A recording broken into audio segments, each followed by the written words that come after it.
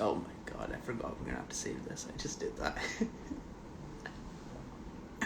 What'd you do? I don't know, just had the most dramatic drink of water I've ever had in my life. You did?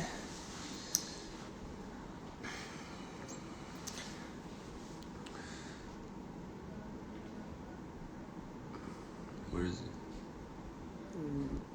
Who's that? That's the wrong person.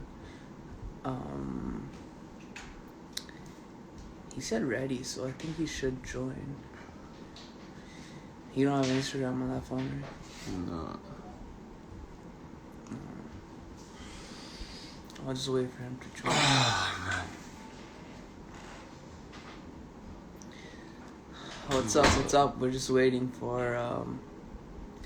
Oh, is that him? No, it's No, not. no, no, no. It's not. Appreciate it, Karan.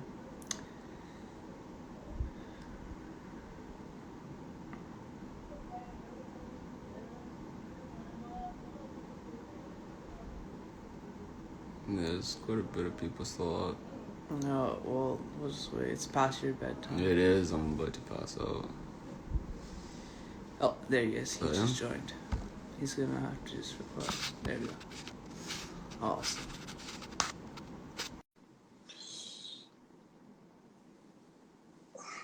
What's up, Jasmine? Paji, how's it going? Hey, how are you, brother? I'm good. So, how's it going? Good. How are you guys doing? Good. Just, relaxing, enjoying the quarantine life. How's it? Got How's day it out three? there? How's it out there? Is Yeah. it on lockdown? Yeah, it's lockdown. I think it's the lockdown's ended now. Yeah, it's like it's a tier system where you got like different tiers for different areas. Mm-hmm. So we'll just get straight into it. Obviously, most people know what's going on in India right now and with the farmers' protest. So, just maybe give a little bit of background on what you do and how you started and how you gotten into all of this. So we've been obviously interested in Punjab for a really long time. Since our parents were part of the Sangharsh that's happening there, the Khalistan struggle. So we've been like really closely following what's been going on in Punjab, and this again is just a re-articulation of that same conflict between Punjab and Delhi. And you to koi bhi Punjabi gana sun lo, like Kanwar Garewal da bahut chalya, center de naal pitcha pe gaya. Like this is being expressed right through so many different avenues, through people that are speaking on the streets that asi Delhi sarkar nu gherna hai. Like physically you can see it. They're sitting, Punjab is sitting in Delhi jaake unhone tractor traliyan khadiyan kartiyan. There's a physical conflict that's played out on the streets with people clashing against police barricades, and Delhi, trying to pretend like nothing's happening, that people have got it wrong. At the same time, acting in a completely fearful way, like digging up their own roads, putting barricades in, putting concrete barriers, containers.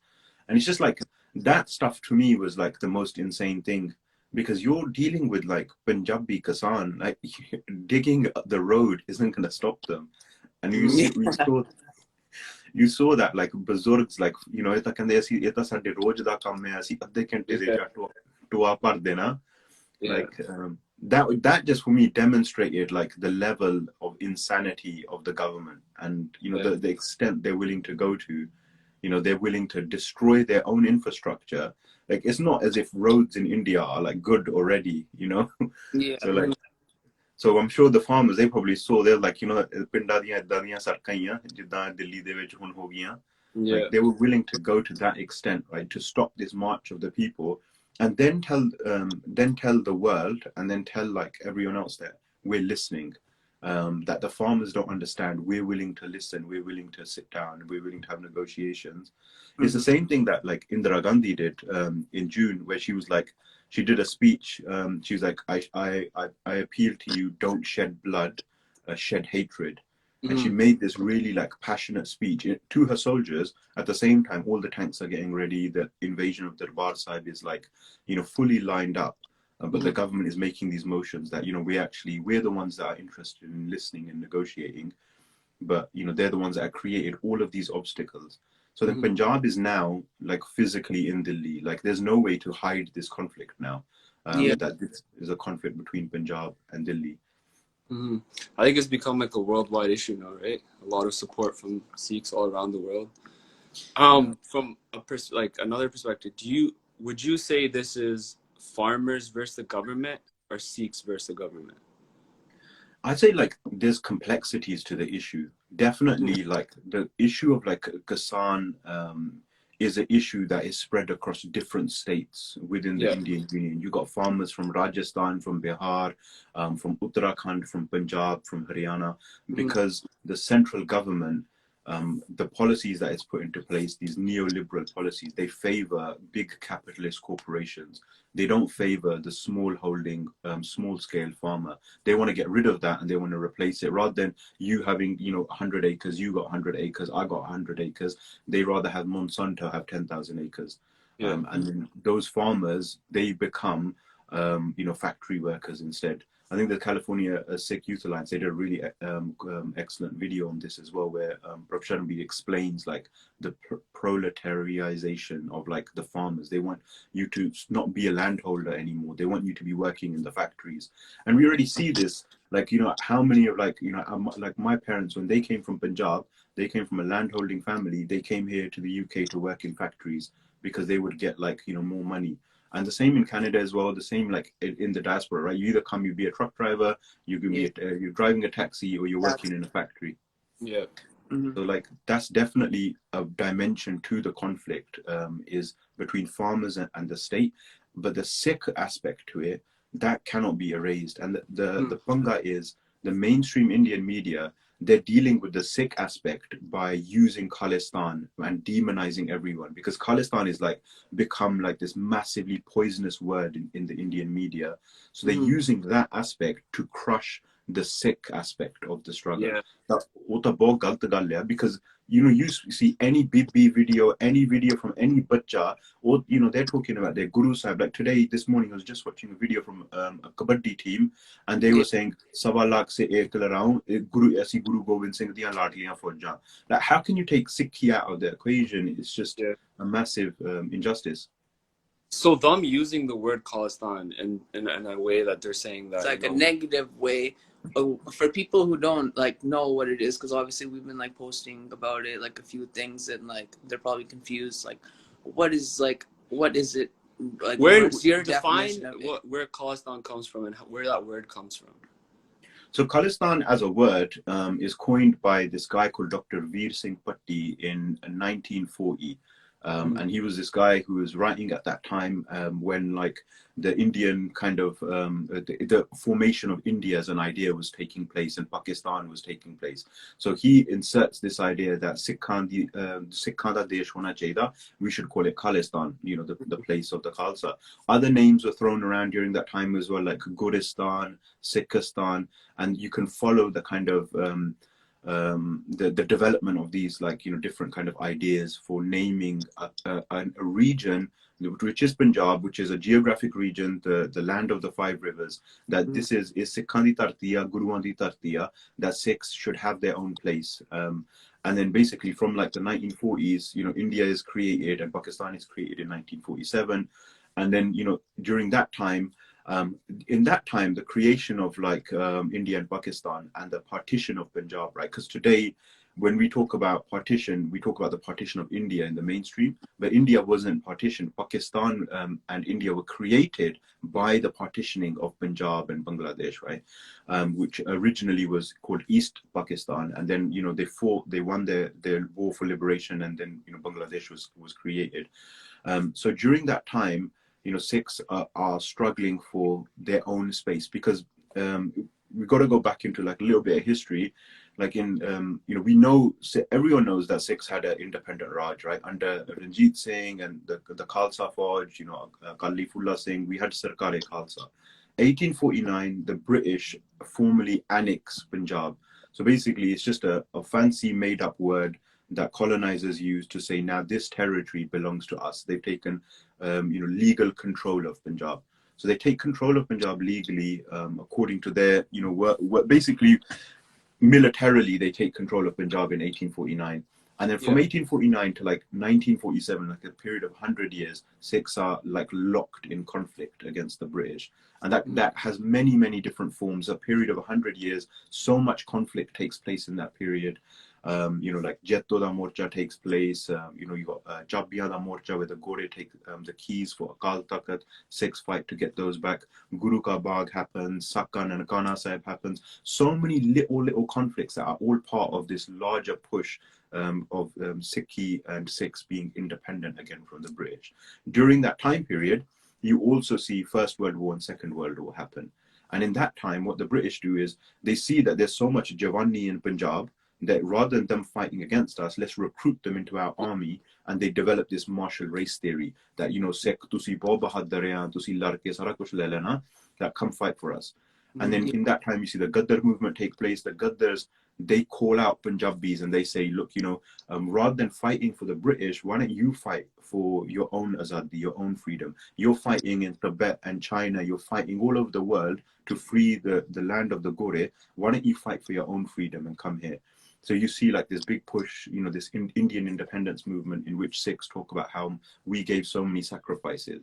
So there's this big movement to like free South Asia from British colonizers. And then when we come to like that period of like the 40s, 1940s, where like, this conflict was kind of coming to a head of, separating India out from like British control. In that time period, Sikhs decide to side with India because Britain had sowed these seeds of conflict that are still visible today, that the Muslim is your true enemy, side with the Hindu. By siding with the Hindu, by siding with India, you have like Nehru make these promises, Gandhi make these promises that Sikhs will have this region set up where they'll have autonomy. And again, they talk about that martial race stuff that, if we don't give you your rights, you know how to get your rights. You will be able to fight and take your rights. So, they create this promise. And at that time, capitalism figures into it as well, because one of the big negotiators at that time, he had a lot of factories that were going to fall on the India side of the partition. So that figured into his decisions, Baldev Singh, that figured into his decisions on, how he was going to align with India versus Pakistan. So, then Sikhs end up trapped within the Indian Union, essentially. At that time, like Hakam Singh, and Master Tara Singh, they realized that, what was promised to them, the Sikhs, that this wasn't going to happen, that the Indian constitution now was the supreme thing. And the Indian constitution defines us as long-haired Hindus. So, they decided they were not going to sign the constitution of India. And it was a big deal at that time. And we still call them traitors because they decided to work within the system, which today is normal, right? It's normal to have like a Sikh MP and say, let's work within the system. But at that time, working within the system, Master Tara Singh was labeled a traitor. So this is like the root of the conflict. It's about our sovereignty and our azadi. So from like 47 to like 80s, there's the Sikh insurgency is building. You see Punjabi Suba movement, like we're part of India now, but there's no way for us to protect our unique culture, our language, our identity. So salam mildi ke tusi Punjabi Sube da morcha laro, fight on the grounds of your Bolli and secure your Bolli in Punjab so you can have a linguistic state on a linguistic basis. ਉਹ ਗੱਲ ਨਹੀਂ ਬਣੀ, Punjabi ਸੂਬੇ ਦੇ ਵਾਸਤੇ 60,000 Punjabis courted arrest, because Punjab is an inqalabi revolutionary space because it has gurti, like, the blessing of Guru Sahib, right? And the Guru Sahib has taught us that we can't live with the Galami. So all of this stuff that you see, like even today reflected in Punjabi music of being Chaddi Kalab, having Anak, all of that comes from Guru Sahib, because before Guru Sahib, like Punjabis were living under the shittar of whichever ruler came through, right? It was, whoever came through, they would come in Punjab, they'd loot it, you take everything and they'd go. And Guru Sahib gives us a Bolli, gives us a identity, makes us Shastar Tari, gives us like, our Badshahi, which is continually, you see this continually. So like in the 80s, when they were talking about like their sovereignty, they were talking about Maharaja Ranjit Singh da Jidda Raj Sida. This is that place, and we're the children of a sovereign guru. We can't live as second-class citizens. So there, the struggle was building. It wasn't like snap, we want to separate from India. Sant Janel Singh, whose name is, on every Sikh's mind that is thinking about their sovereignty, that Sant Janel Singh took the community through this process, showed everybody the limits of the Indian state, how far they're willing to go to protect the integrity of India, and used to every day, talk about the incidences that were happening that showed that Sikhs were a second-class citizen. And Uttaram Yudh Morcha happened, the Anandpur Sahib resolutions were written, where the demands were like really basic demands that are, one of the demands was that Darbar Sahib should have a radio broadcast, which we see today, right? And the center, the Delhi government was not willing to accept any one of those demands. And today, when we're talking about, the rights of Punjab, the farmers' issue is one part of that. What also is a big part of that is the Punjab Paniyada issue. Like all of Punjab's river waters on a large scale are being diverted. And this process began in the 80s. The creation of the Pakranangal Dam, the creation of different headworks to divert different areas, the SYL, Satluj, Yamuna link to divert Pani. I was watching one video from one of the guys in Punjab, and they were talking about how they diverted the Pani and they didn't even use it. They just diverted it and flooded bins. And they're Pani roll. So in the sand dunes, they just flooded the sand dunes. And he's like, even today, you can see those bins are still flooded because they didn't want to use it. They didn't want you to use it. That was the beat. So Pani is a big problem. Punjab till this day doesn't have a capital. Chandigarh is a union territory. So Chandigarh was originally meant to be, Chandigarh was was meant to be the administrative kind of capital of Punjab. We know that Punjab's real capital was Lahore, right? The twin sister cities of Lahore and Amritsar, which the British purposefully divided. So like these issues go to really, really deep things. So the farmers' issue is like the surface level. Like, they're trying to take your language. Now they're taking your food and your future. Like, if you're not fighting now, you ain't got nothing left, basically. And I think Punjab clearly realizes this, right? So it's something deeper than what. So then, so that's what I was asking, because I've seen a lot of stuff like, oh, is this like. So what do you think about saying when everyone's like, oh, we should just focus on the farmers right now? Is that something you agree with, or what do you think? Do you think it's there's more to it type of thing that we should, or right now we should be just focusing on this? And how some of our own people refuse to talk down upon Khalistan and Pinderwala and stuff like that. I've seen it myself, but it's it's just the education part I don't think is there. I mean, just speaking to you right now, you've told us so much about it in such depth. I feel like that needs to get out there. Whereas a lot of people have it misconstrued, right? Yeah, for sure. It definitely needs to get out there. And the fact that it's not out there, it shows what is out there, right? Like this, shows why India is working so hard to demonize Khalistan, because they fear it. Our parents tell us the enemy fears Khalistan and sees it more as a possibility than a lot of our own people. Delhi is shaken to its core, and their media is koi Khalistan na ban jaye ithe. And it's clear from their rhetoric that's what they're fearing, that they don't want this to turn into the movement for Khalistan, because when Punjabi ut kare, everyone's awake, and if they start taking their rights, they're going to take all of their rights. And that's always been the thinking of the Delhi center. The fact that we don't talk about Khalistan, or we say let's not make it part of the conversation, it's about trauma. So to suppress this, to take this idea of Sikh sovereignty out of our minds, they had to demonize it to that point. They had to make us fear it. And when people talk about Khalistan, if you talk to elders, everyone who's listening, watching, go speak to your elders, and their relationship with Khalistan is one of fear. I've been in this Gurdwara community organizing space for a really long time. I've heard, businessmen, Gurdwara Pradhans, youth that are involved in Sikh organizing, all of them say the same thing. if we want to go back to India, if we talk about Khalistan, then we can't go back to India. It's going to cause problems. So Yeah. that fear is what's limiting them from speaking. And when you're Aggu, when people in positions of authority in the community, when they limit what's being spoken about, they censor the community. What that does is that reinforces that trauma and that fear that we can't talk about Khalistan. It And it creates is a very Yeah.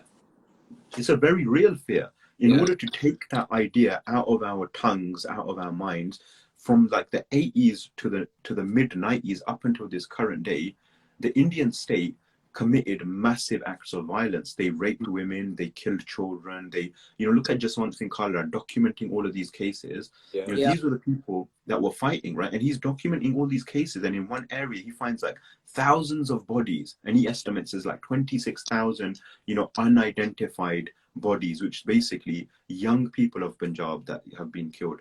Insaf has documented this. This Insaf's documented 5,000, 200, 300 cases that are on their website, data.insaf.org. And every single one of those is an act of enforced disappearance.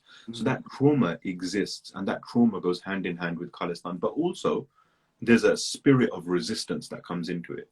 And so when we talk about it, that side inspires us massively. So this issue right now is about farmers' rights, and it's about the land.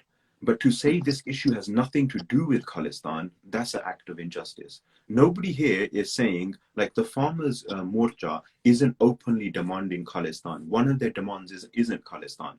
But to say that it has nothing to do with this, it's not part of that struggle, that is trauma, that is fear, and that is also an act of injustice. Because the only people that are talking about Khalistan so forcefully is the Indian media. And because that word has been demonized so badly, Khalistan is associated with torture, with police coming to your house in the middle of the night and ripping your doors down and kidnapping everybody. And Punjab police is seen as like this this fearful entity. No matter how much they try to portray their image, right? Like, they're just like, this happy-go-lucky police force where they just, bumble about and shit. But really, they're like, they're torturers, man. They're torturers. Like, true. Like, even look at what's going on with Jaggi, right? And he's from like the UK, and he's still in jail. Yeah.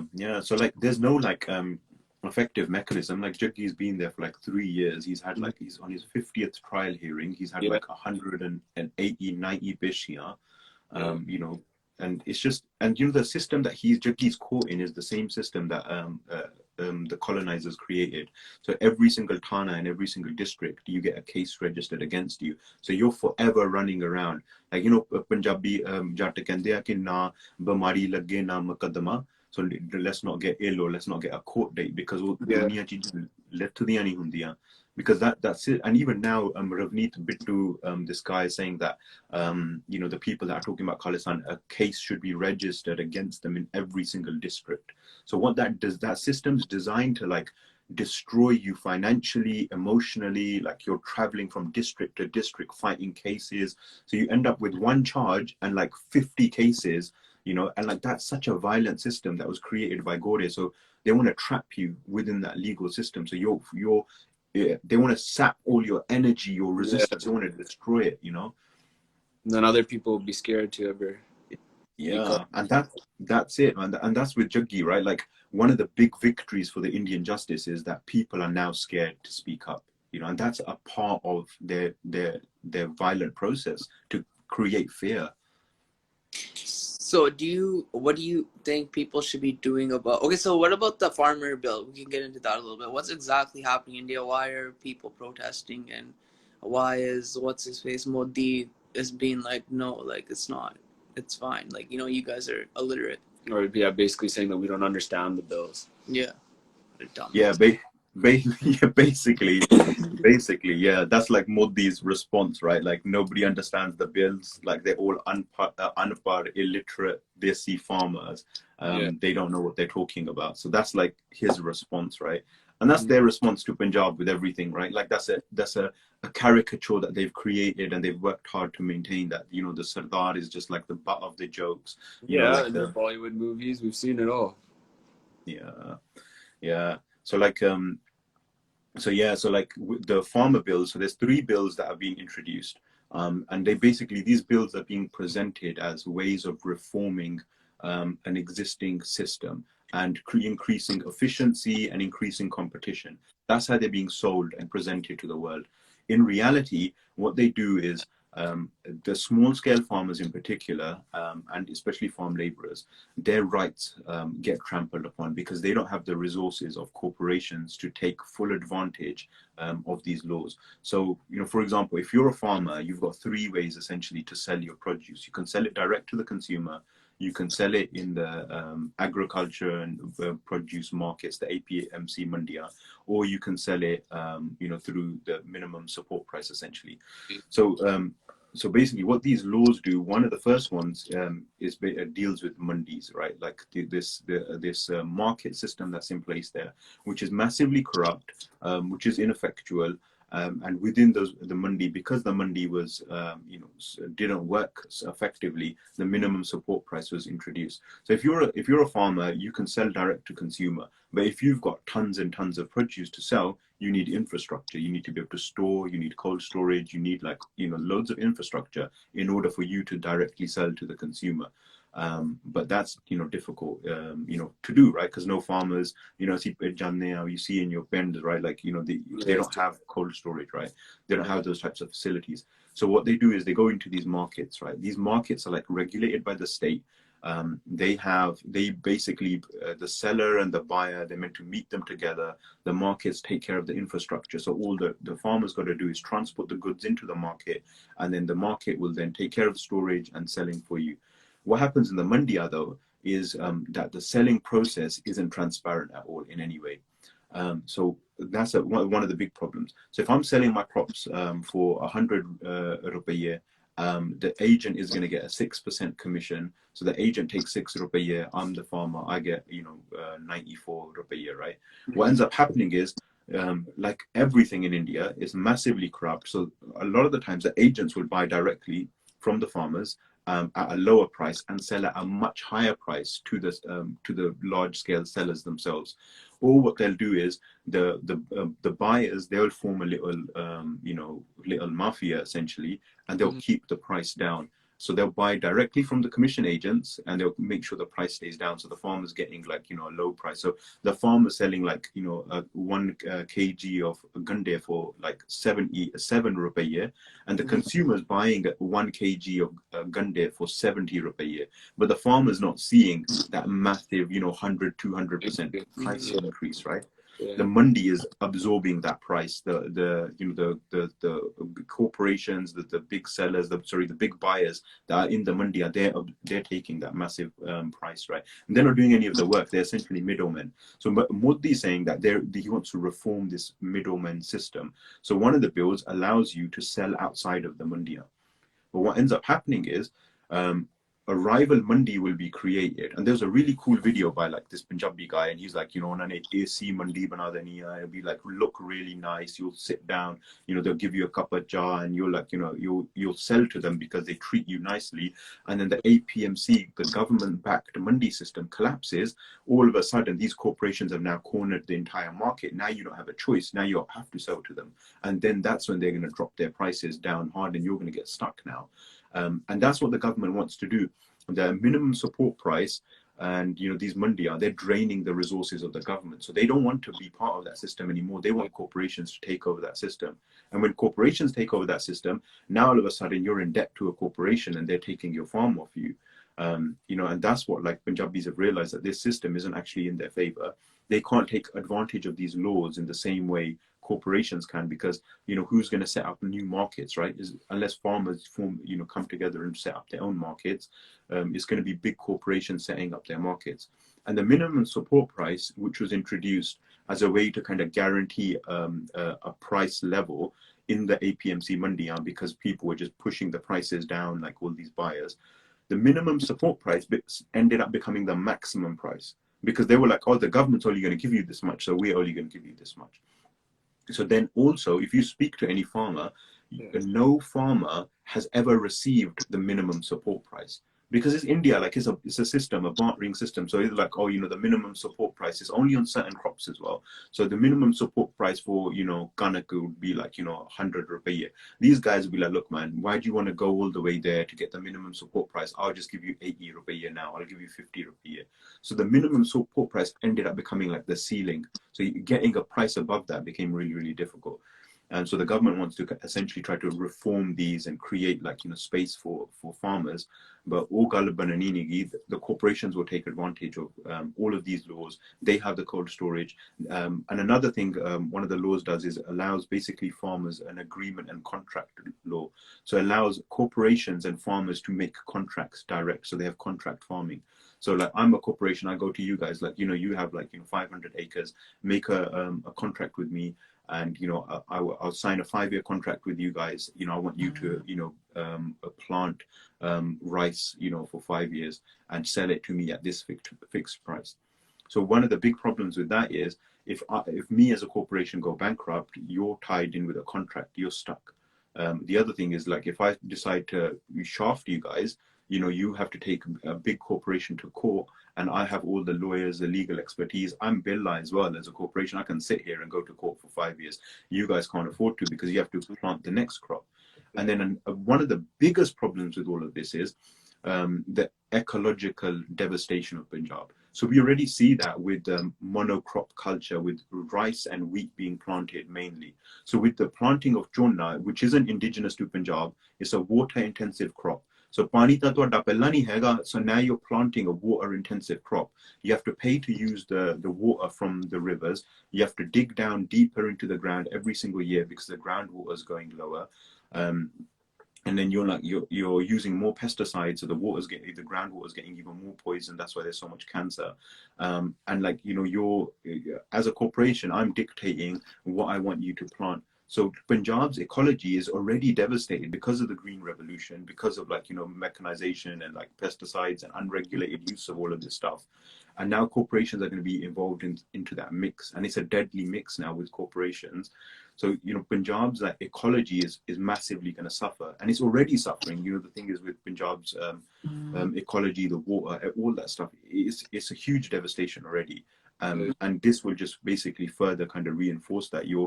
You know, the corporations will essentially start dictating what people are going to be planting, and that supply and demand chakkar has already caused so much damage, you know, to Punjab. How long do you think this protest or this fight against Modi is going to last for? Well, the farmers have said they're there until the bills get taken back. And they've said 5 clear demands. They want the bills taken back. They want all these charges dropped. They want this stubble burning act revoked. They want the 2000, you know, I think it was the year 2000, the electricity bill. They want that revoked. So they've had very, very clear demands. Now, leader there, right? Like, the people have left their homes. They've left from, like, you know, Shambhu Morcha. They said, we want bill wapas le lwe. Wo to koi kat gal nahi. I'm sure everyone watching, you guys, you've all seen the videos as well of people saying that there's nothing less they'll settle for. And they're like, you know, we've bought 6 months worth of ration with us. We're sitting here. We're going to stay here all through the winter until, you know, these guys take the laws back. So, you know, the government, like, these guys are sitting in, you know, offices and homes, you know, like, they might be able to wait out longer than the farmers. It's going to be a test of resolve between, you know, the farmers and the government. And again, like, you know, this is where Sikhi is going to come into it again. Like, Boda Mahina, like, this winter month is the month of Shahidiyan. It's the month where the Chote Sahibzade are Shaheed, the Vadde Sahibzade are Shaheed. This is where, you know, Guru Gobind Singh is separated from their family. Like this, it's a massively intense month for Sikhs. So, you know, if the government think that, you know, the winter is going to, you know, destroy people's resolve, they've got another thing coming, because, you know, it's just not going to happen. So these guys are prepared for a long haul fight. You know, the government, they can wait longer than us. You know, it's an unfortunate reality. They can wait a lot longer. It's going to be a really, really intense battle. You know, it's going to be all eyes on Punjab. Baki leaders de utte, you know, the farm union. So what do you think is, like, going to be the outcome? Like, do you have any idea? Oh shit. Are you there? I can't hear him.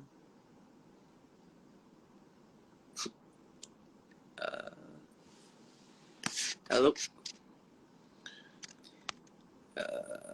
What just happened? I have no idea what just happened. Mic is out. The mic is out. Simran said the mic is out.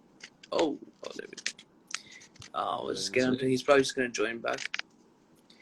Let's see. There you go.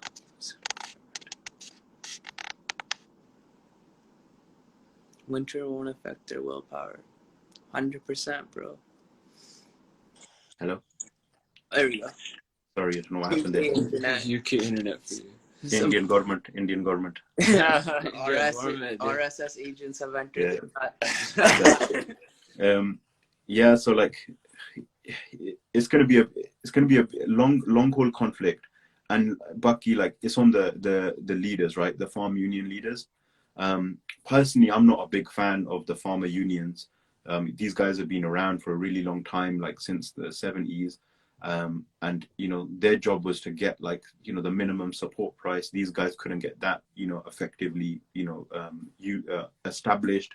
Then it was like the whole karja maaf karo, because farmers are dying of debt, and they couldn't get that karja maaf. And now, if the leadership was entirely in the hands of the farm union leaders, these guys would have sold out a long time ago. No lie, they would have sold out at that first meeting when they sat down and they had dinner with the government and all that kind of stuff. And now, like, the only reason these guys aren't selling out is because there's a parallel power base, which is the Sangat, and which is individuals like Deep Sidhu, Lakha Sadana, the singers of, like, the Sangat is awake now.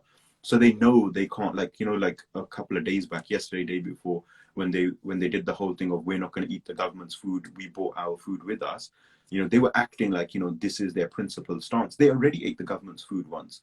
The only reason they weren't allowed to eat it the second time is because Deep Sidhu did their besti, like, worldwide, and said, "Tusi utte jaake unna diyan rotiyan khaaye," like, and then they were complaining about that. They were like, "Oh, Deep Sidhu ne sanu kehta tusi rotiyan kha liyan government diyan." Like, ek koi kehne wali gal hai, like, Deep Sidhu is embarrassing us over this point. And now the same guys have turned this into, like, a principled victory that they didn't eat the government's food. So if it was entirely up to, like, the farmer unions, these guys would sell the movement out. Like, they would settle for less. They would settle for some kind of, BS panel being set up where the laws were reviewed. And, that whole thing about Punjabis being dumb, these guys would have facilitated that. They would have completely facilitated that. Oh, you don't understand the laws. Let's help you understand the laws. Let's set up a review panel with the government. Then they would have become important. They would have become, like, the leaders, all that kind of stuff. So, if those guys sell out, then I don't think they can, because they're stuck between the Sangat and the government, and neither side's backing down. So the farm unions are probably looking for a place to run right now, but they're not going to find one either. So how do you think about all these, like, Punjabi singers that are, like, kind of stepping up and like talking about it, and, like, do you think, like, that's good for the community, and, like, how everybody's kind of coming together? Like, we get a little bit of, like, the positive side of things here. It's a bit of a blessing in disguise if you look at it, because so many people have come together worldwide. We're all getting educated on what's going on, and we're all, looking back at our history and stuff like that. A lot of the younger generations getting involved, and they want to take part and try to understand what our history was really about, which I think is a blessing in disguise. 100%, yeah. Like, the fact that the community is being awakened, the fact that everyone's coming together, the fact that Punjabis are, like, resisting to this point, like, it's a massive inspiration for everybody all over the world. 100%. And, like, the fact that the singers have come through, like, this is, like, full ketpa. Like, these same singers were, like, singing about, like, stuff that was bringing Punjab's culture on a downward kind of trajectory. And now these same singers are singing songs that are challenging the spirit. Punjab di Anaknuvan gar reha. So, like, that's a big deal. Like Kanwar Garewal's song, Pamme Dummewal, like, these guys, Ranjit Bawal, all these guys, like, singing really, really cool songs. Personally, I don't listen to that much Punjabi music, but I've been listening to their songs that they've been singing. Like, really, really powerful songs. One of my favorite ones is Tamki. I don't know if you guys heard that one. It's on the playlist. I know what you're talking about. Yeah, I like that song. That song's, like, it says a lot, right? It says a lot. So, definitely, like, Punjab's culture is deeply tied to, like, music. you know, like from Asa Ki War, like all the way down, right? Like the music is a big part of Punjab's culture, and seeing that, like that expression, you know, that indigenous Punjab expression, like it is, you can't put it into words, honestly. Like the effect that it has. Like a leader can do a speech, right? Like, you know, like we've been talking for a while now, like people like, you know, listen, but like a song will capture this same stuff in a much more condensed way. So, you know, like, there's a feeling behind it, there's music behind it, there's like an emotion that's tied to it. Punjabi itself is such an emotional language, and like the music captures so much of that, and I think it's and the it unites. struggle behind everything. And that's where it comes from for There's that most of passion, it. there's that energy. You can feel it. Nobody else can like feel what, you know, they're going through. So it's like that's where usually greatness comes from, struggle. Yeah, definitely. And that music gives us like a common, like, it gives us a space that's like, that's ours, you know, like you guys sitting there, like we're sitting here, some kids sitting in Malaysia, Australia, we're listening to that same song, we're in the same space now that's been created. You know, we're in that same kind of time zone, that same frame of mind, and like that's a powerful thing, you know, to have that deep connection once again with each other, and with Punjab, and with the people on the ground. They're listening, they're feeling that same connection that we're feeling. It's just, you know, it's a massive blessing. That guy asked a pretty good question. Yeah, if anybody has any questions. Why are all the Kisan unions hell bent on removing Sikhi from the protest? Yeah, I did see something today too. It's like only have green there. Like we got orange flags on our truck. Like I don't think that's a problem.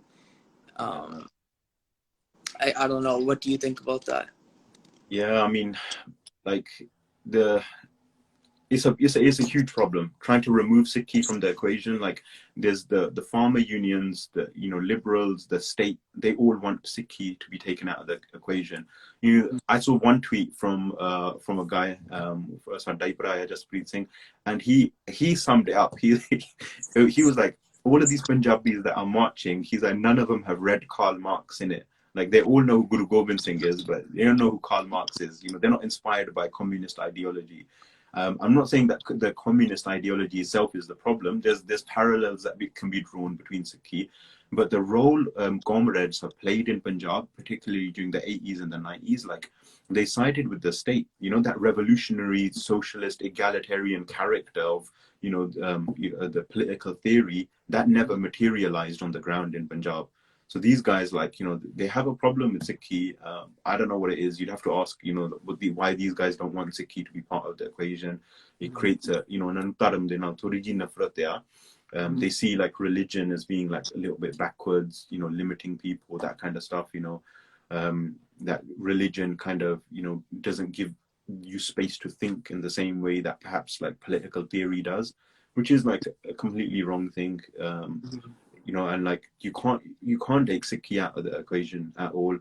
And with the colors of the pugs, like I've seen people in Punjab, you know, depending on which Jathebandi you're from, you know, some of the Kisan Union guys are wearing green pagga, some of the communist guys are wearing red pugs. You know, average Bibiyan from your pind are wearing just normal clothes. There's loads of people wearing orange, wearing yellow. So like to give it like this one color and say, you know, everyone should be wearing a green pug, then like, you know, people like me are gonna say, well, everyone should be talking about Khalistan then. Like, you know, we can't, like, we have to have space for everybody. We can't like there's a balance. I agree. That's a very good point. Yeah. Somebody asked what's good with the Nahangs. Yeah. I mean, you know, like the Nahangs are going to be the farm union's worst nightmare. Like, if you're going to try to take Sikhi out, maybe it would have been a little bit possible, but with the Nahangs there, you can't, because all that they're walking, talking Nishaniya of the Guru, right? You know, guys in Bana with like horses, like evoking the Sikh spirit in such a deep way. Like their presence is, you know, send shockwaves all over the diaspora. You know, like everyone loves to see it. They love to see the Nahang Dal turn up on their horses and you know, tell us stories and Taddi Vara and like remind us of who we are. So everything's good. and they've showed up, right? And they showed up. Yeah. I think there's one more question. Any other questions from anyone? Nihangs and angry grandma. Could be a future leader for the Sikhs? Kadeep Sidhu. Wait, actually, I have another question though. First, I've seen this like sometimes, like just like this narrative. Who cares? We already got into it. I'm gonna ask, that if like Khalistan is formed, that the leadership is gonna be shit, and we're gonna not be able to uh, uh get it like together or whatever. I don't know how to explain my question, but you know what I mean. Yeah, I mean, so like we hear like I've heard like every you know statement of like opposition to Khalistan, you know, like the few of us that are in this space, that have been in this space, we've heard like all the arguments, like, you know, we won't be able to run Khalistan, you know, we'll have two nuclear powered neighbors on either side, what will happen to the Gurdwara outside of Khalistan, you know, all that kind of stuff, right? And like these aren't like ideological oppositions, they come from like a lack of confidence, right? Like, and an awareness of like the nature of the threat that we're in. So right now, what we have in Delhi is we have Khalsa Raj and all of the, you know, the facilities of Khalsa Raj visible on the streets of Delhi right now. You know, you can't point to one person in Delhi right now and say that's the leader. You know, you have everybody's being taken care of, everybody's being fed, everybody's need, every single need is taken care of. You turn up, if you're living in Delhi, you're in a better condition right now than you've ever been, because nobody is going to touch you, nobody is going to harass you. And if you go to you got Nahang Dalla there, you've got like different Pantik Jathibandiya have turned up, you know, you've got just the average person of Punjab every day. You know, people are making these really deeply emotive speeches where they're saying, you know, ਇਹਨਾਂ ਨੂੰ ਯਾਦ ਰਹਿਣ ਕਿ ਪੰਜਾਬੀ ਆਇਆ, ਕਿਸੇ ਦੀ ਧੀ ਭੈਣ ਨੂੰ ਕੋਈ ਗੱਲ ਨਹੀਂ ਤੁਸੀਂ ਕਰਨੀ, right? They're always reminding everyone the character, the Sikh character of Punjabis, and to say that, you know, we wouldn't be able to run Khalistan, ਤੁਸੀਂ ਤਾਂ ਹੁਣ ਦਿੱਲੀ ਨੂੰ ਚਲਾ ਰਹੇ ਆ. Like every time a morcha happens, you know, the Sikhs take care of business. You know, they feed everybody. And we're doing that anyway. You know, feeding everybody. They look after their own security. You know, a few bombmen turned up, tried to plant some bombs. You know, they tried to, you know, turn up with a camera team of women and men, and they tried to make the women say these statements. And this was happened like 2 days ago, and it was a huge issue. And they tried to make the women say these statements about how the farmers were touching them up and harassing them because they wanted to defame the morcha. And they were caught within minutes. And then these guys were dragged to the police station, and then they were made to admit that the DSP of this local Kundali station, he had hired these people and sent them. So what do you need the state for? The state is... This girl, she actually made a Facebook post on that exactly. I think she was a Muslim. I'm not sure. She's a Muslim, and she said she felt way more safe. She felt safe on the streets because her Sikh brothers were here. That was deep. You know, I saw that as well. That was shared like WhatsApp groups everywhere, you know, and like it was powerful, you know. It's really an emotive thing as well, you know, like to say like, you know, she was scared when she saw these people, because that's what Delhi's created, that fear that you're going to get sexually harassed, people are going to touch you up, especially if you're a lower caste, you know, nobody's going to be able to say anything to you, the police is going to side with them. So she had that fear when she saw this mass gathering of people. And then when she like walked through, she's, you know, they were like, oh, Ben, and she's like, oh, they all greeted me as a sister. And that's Sikh culture. You know, that's not coming from like communist Lal Salam ideology. That's coming from Sikhi. That's coming from Gurmat, right? And she was greeted as a Ben, you know, and that's our bully. Anybody that's younger than us, as you can Ben, anybody that's older than us, we say Bibiji, right? You know, and that's like, it's a deep part of our thing. Maninder Singh saying our gurus ran sovereign places, Banda Singh Bahadur did, Sikh missiles did, Ranjit Singh did, and every Baghi, Kaur and Singh in our history was a ruler in tattered rags, hungry, sleeping on horseback. And that's exactly what we're seeing in Delhi right now. That sovereign, undefeatable spirit, you know, or Raj ka re Delhi de vich, you know, and they're reminded the last time they were in Delhi with, you know, horses, the Nahangdals have come, you know, like, Raj da sara pravand, jinna bhi Raj da pravand is visible. So to say that we wouldn't be able to run a state, like we're running Delhi, we've been running it for a long time. Look how powerful our communities are when we don't have state violence on top of our heads. Like in the UK, in Canada in particular, the Punjabi Sikh community is massively powerful. You know, because the government firstly isn't torturing you and harassing you for just merely existing. You know, obviously you have to contend with racism, you have to contend with capitalism and all the rest of it, but the Sikh community is flourishing in a different way. You know, how many people come from Punjab and come to Canada and say, you know, "Itthe Khalistan hai, asad Sikhan da Raj hai." You know, they're flourishing. They see that sense of flourishment, right? Like we can live differently here than we can live in Punjab. And the obstacle to that is the government and the state, not any ਸਾਡੇ ਵਿੱਚ ਕੋਈ ਕਮੀ ਨਹੀਂ ਹੈਗੀ. That is not because we're, you know, inherently corrupt or we're like, you know, not capable of running a country. We're fully capable of running everything. Yeah, we run So through then pretty why much out here. why are there people in Punjab saying that people from other country that are, you know, promoting Khalistan need to stop? My mom was born in Canada. I'm not promoting Khalistan. No, but like you've heard people what in is Punjab. this? I heard an interview. This one Sardar was talking, and he said basically that, you know, people are sitting in other countries saying that promote Khalistan, Khalistan. He's like, we don't want Khalistan. Yeah, I mean, if you survived through state violence, I'm sure, you know, you'd be saying the same thing, right? Like again, it comes back to that same point.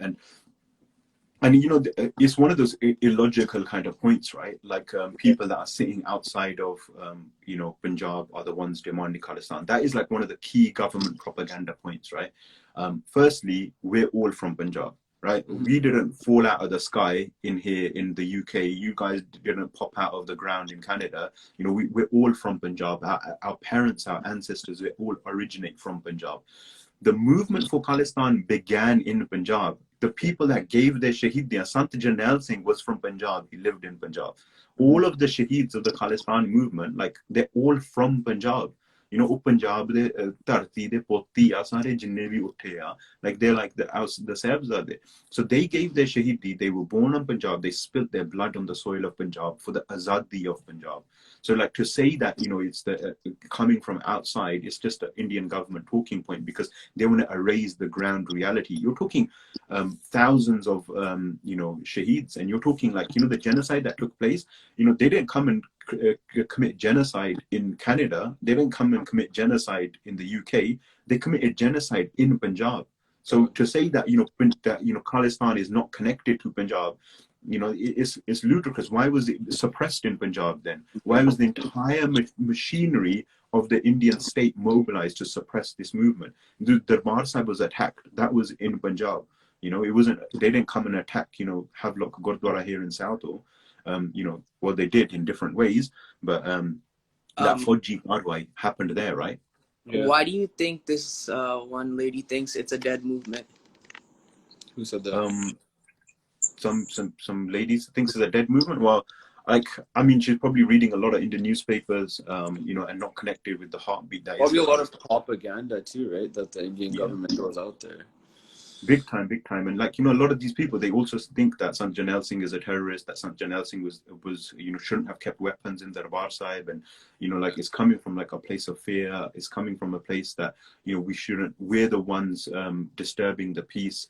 And like, it's a complete disconnection. You know, Khalistan is definitely not a dead movement. You know, this is a demand, this is an energy, this is a feeling that exists below the surface, and it shows itself at the opportune moment. So the fact right now, like Chandy did a tweet that I saw this morning. Yeah. You know, sometimes these tweets capture a lot, right? And he did a tweet, and he was like, you know, Indian government, Khalistan is dead. Also, Indian government, Khalistan farmers. Khalistan. You know, like, it's not a dead movement. If anything, you know, like it's more alive now than ever. Yeah. For sure. What about the okay, so I have a question about like, what do you think about, you know, how all these other, like the Kangana girl and like all these other people are like talking shit, right? And what do you think about giving like attention to that? Do you think are they just trying to distract us type of thing, or like what's going on there? I think they're trying to bring out the bad side in us. And like the other one, the one from yesterday, she was looking for clout for sure. She was like, you know, I saw that. But I think that, like, I don't know. What do you think about that? Yeah, I mean, just before I touch on that, like, again, Maninder Singh saying, like, you know, 3 young Sikhs get life sentences for having Khalistan literature. And that was like last January, 3 young guys, they had literature that talked about Sikh sovereignty, and they were sentenced to life in prison for like sedition and anti-India activities. So like this idea that like Khalistan is like, you know, a dead movement. It's very much alive. And there's a report that the Sikh Liberation Front published called Criminalizing Dissent. So one of the big bungays is, right, like, apne, like, don't read, right, like, you know, and you know that that's a difficult one as well, because there's a lot of stuff to read, right? But when reports are produced that kind of condense it, like there's a Khalistan report on khalistan.org, and on nsyf.org.uk, that website, there's the Criminalizing Dissent report, and these like bring together so much information and like present it to you in a really nicely laid out format that you can read and that you can then like understand how we're viewing and seeing things, and like how the Indian state is actually functioning to like suppress this, right? And that's really important to understand. And like, you know, I think it's the same Benji that's saying, if Khalistan was to form, I hope it wouldn't have our archaic values also free Jagina, and it definitely wouldn't have you know, archaic values at all. You know, Sikhi is well ahead of anything else. But coming to your stuff about you know, the Gangana, I mean, definitely, I think they're chasing clout. They want to, like, you know, increase their audiences.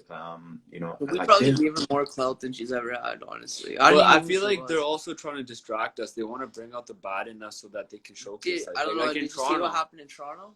The Biadbi, like, I feel like they want us to react, and they want us to do something so that they can show that out there and say, like, yo, look, this is what these Sikhs do, right? And it's a time where we just have to kind of stay focused.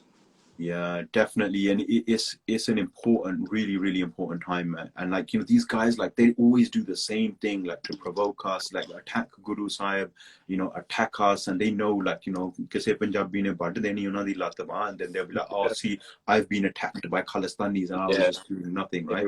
Or they want to show this, like, this idea of the fanatic, and they want to appeal to Gore, and they want to say, look, these are pagal, they will kill you over religion, right? And like they want to reinforce that idea to like demonize us even further, because Gore see somebody like me and they see like Osama bin Laden, turban and a beard, right? They see somebody who's backwards. They see someone who's like, you know, isn't a member of society because they're bringing religion into it. Like they get intimidated. Haji? They get intimidated by our energy. Yeah, big time.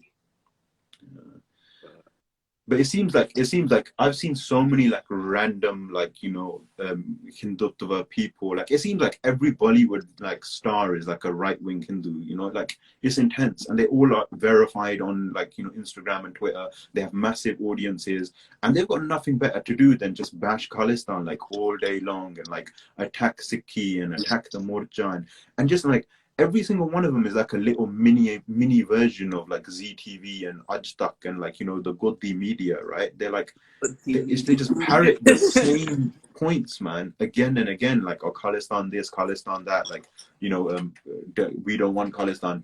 Pindiwala was a terrorist, you know, like, it's like, come on, honestly, seriously. Yeah, one lady in an interview, she literally said it while she was talking to Deep Sidhu, I think, and she literally said it, like, you're interviewing somebody and you're calling somebody a terrorist, that, like, you know, he defended it and everything, but it's just crazy. Somebody asked a question up here. Let me see. Referendum. What do you think about referendum 2020? That's one. Do you think, or well, yeah, you can answer that one first. I mean, we could do another podcast on it if you guys want, but it was a big topic. Do you think makes the Indian state scared is good? Yeah. Do you think India actually giving into Kisan Union's demands will be bad for the Khalistan movement? No, because they're not the Kisan Union demands, they're the demands of the Punjabi people. And just watching, like, you know, Lakha Sadana talk today from the stage, like saying, you know, if asi eto jet ke chal gaye, like, you know, every single other demand of ours is gonna, you know, come back to the surface. But if we lose now, we're not gonna be able to rise up for another 20 years. So like they are the demands of the farmers, right? The Kisan unions didn't bring people to Delhi. You know, Shambhu Morcha essentially did, and like the mass mobilization of the people. The farmers' unions, they weren't in favor of the Delhi Chalo thing, right? I think people have forgotten that in the noise that's been happening. They wanted to sit and negotiate in like Chandigarh or wherever, right? They didn't want to, like, you know, mobilize people and create a conflict between Sikh and Punjab and Delhi. Like, these guys don't have a problem with the Indian state. They're not like anti-India in any way at all. If it was up to them, everybody would be waving the Tiranga around and, you know, shouting Bharat Mata Ki Jai and Lal Salam and stuff, right? So they don't want to like that conflict to run any deeper than it needs to run, because they know, like India knows, under the surface, it might start with the farmers' demand, but under that surface, "Ota hun puri azadi di gal hi hogi." Yeah. What do you guys think? How is it affecting their mental health? Bobby, Saskia. He's been talking about that. Yeah. Okay, so let's wrap it up. We were almost at an hour now. Yeah. What should the younger generations and the people like is speaking out, doing all this and talking, is it doing something? Because a lot of people these are rallies, wondering, everything. and is that what we're supposed to be doing, or what should we do? So like, that's one of the questions that we're thinking about the most, right? The whole question of doing something is probably one of the most important and pivotal questions. Right now, most of our response has been like surface level of like, educate yourself further, support the farmers financially, donate to these charities, that kind of stuff.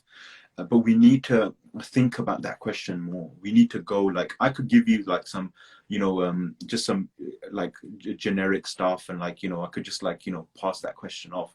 But it requires a lot of thought.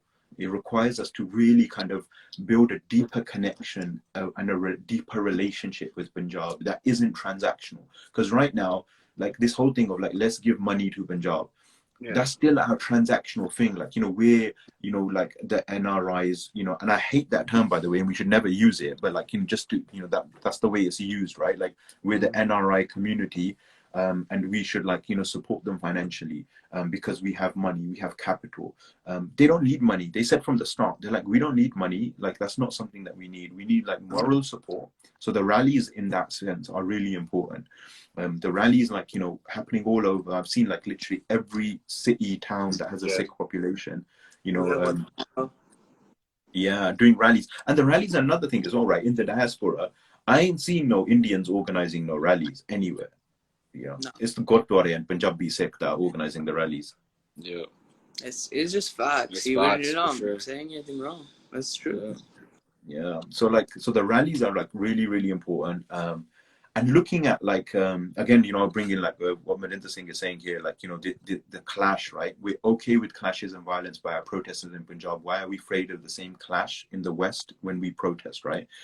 So what that clash between Sikhs and, the oppressor, what is that? What does that look like? Who is part of this equation of the oppressor? How does like the British state, the Canadian state, like our host countries that we're in, they have really good relationships with India, and we haven't been able to exert our political muscle or like anything in those domains. Right now in Canada, everyone's hyping over that video of Trudeau when they asked him about, Canadian-Indian relations, and he stuck to his human rights thing. Yeah, fair play to the guy. He stuck to his human rights agenda.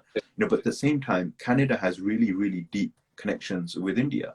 And like Canada is also a country that's built on genocide, and like, it has the same kind of capitalist vibe that India is dying to have, right? So looking at how we're resisting, what our resistance looks like, these are the questions that are going to define our generation. And it can't just be a transactional thing of, let's send money to Punjab, let's give them, like medicine, let's give them, send them clothes. This isn't like, some poor third world, destroyed country where, and we're not gore, where like, we're out of our guilt, we're going to just send them kapre and send them, feed a hungry Punjabi, for $5 a day, right? Like, that's not the energy we need to be bringing to this. We need to like seriously build our connection and our with Punjab. We need to build our connection with Sikh resistance, and we need to look at what this clash looks like for our generation, because the our parents' generation, they showed us what that clash looks like. They fought an armed resistance movement in the 20th century, like across different countries. They mobilized Punjab. These guys were getting weapons from China and Kashmir and all over, wherever they could get them from. One guy was arrested in America, like Lal Singh, and he had like, flipping rocket launchers and grenades like spilling out of his house, like, So like, what does that clash look like for our generation? That is the question for us. And I'm not saying we recreate that same struggle that they did, because that struggle, like, shared sadi unni capacity nahi hai to recreate that struggle. But we definitely need to answer that question. Like here, you know, like speaking to my own family, right? My own like cousins that are from Punjab, like Masi Mamme de Munde, that come out of Punjab, that have come, you know, into the West, and then now they're interested in questions they weren't interested in back in Punjab. Now they want to know about Azadi, they want to know about Sikhi, they want to know about these things in a different way.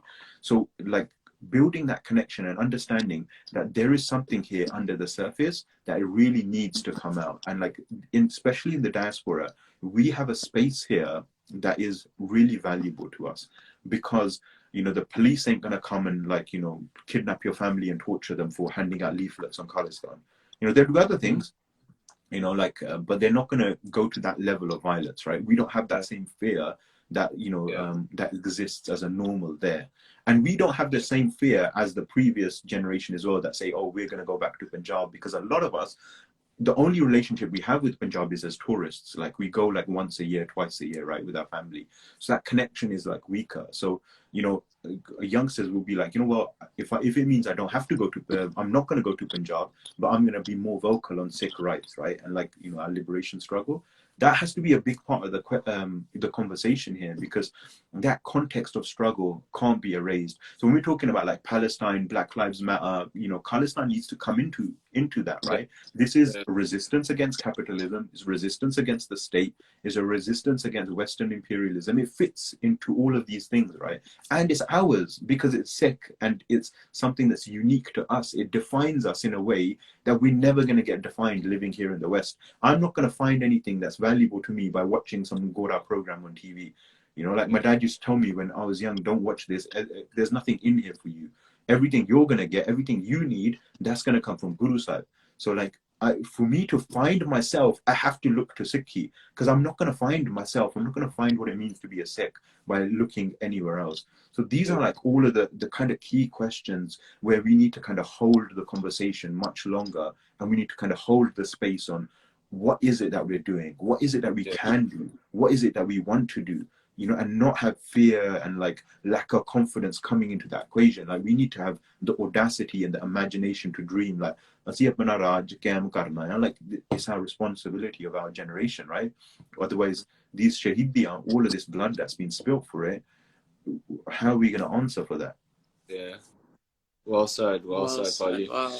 Really appreciate you thanks for coming on. Do you mind if we save the live?